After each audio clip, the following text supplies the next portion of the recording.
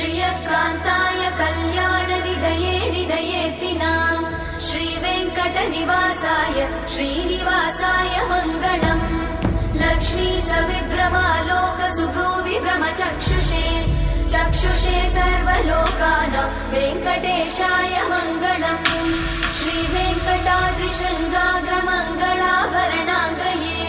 मङ्गलानां निवासाय श्रीनिवासाय मङ्गलम् सर्वावयव सौन्दर्य सम्पदा सर्वचेतसां सदा सम्मोहनायास्तु वेङ्कटेशाय मङ्गलम् नित्याय निरवध्याय सत्यानन्दचिदात्मने सर्वान्तरात्मने श्रीमद् वेङ्कटेशाय मङ्गलम् स्वतः सर्वविदे सर्वशक्तये सर्वशेषिने